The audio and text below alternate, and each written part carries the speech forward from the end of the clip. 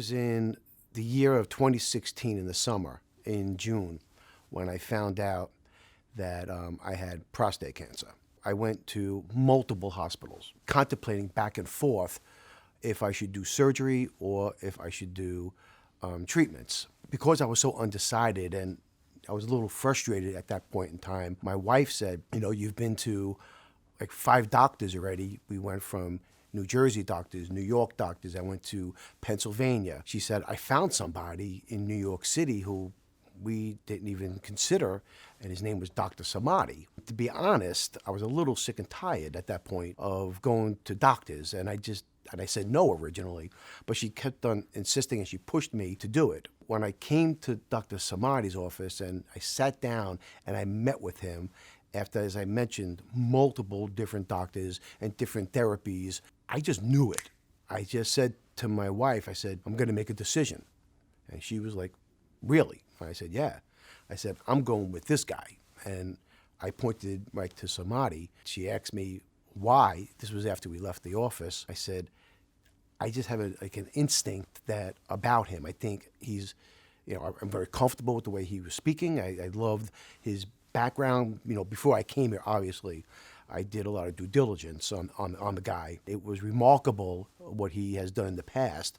His track record was, phenomenal. To me, at least, it was more important with the confidence level that was coming out of Dr. Samadi and the way he was speaking to me, and he just made me feel if I'm going to go and make a decision about something that's going to affect me for the rest of my life, I want to do it with the best. When I finally made that, very important decision to go with Dr. Samadi and the robotic surgery, I was in physically a really good spot. But more importantly, I put myself mentally, in a better spot. And I did that because I felt very comfortable, working with Dr. Samadi.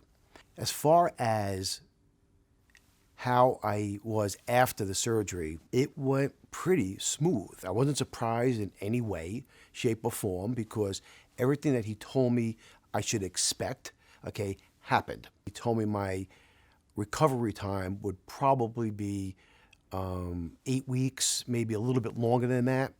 And it turned out that my recovery time was about 6 weeks. It's a combination of his expertise. It was a combination of the comfort level that he put me in as far as his facilities were concerned and his staff. But my bounce back time was pretty short. My surgery was in June and I was swimming, in the middle of August, and I was doing laps and I was doing a lot of them. As far as the expected complications after, these types of surgeries, I was told that I most likely would have to wear a pad because of the leakage. That kind of bummed me out, hearing that. And I'm not a pad type of wearing guy. To my surprise, I didn't wear any. Maybe I was just a little fortunate as far as the urinary leakage is concerned. As far as the erections, it wasn't the best, in the beginning. I can't, say it was great. There was a change. But as I got longer into the process of recovering, it's almost at a very normal, state. If I had to put it in a nutshell, for me, my quality of life is pretty good.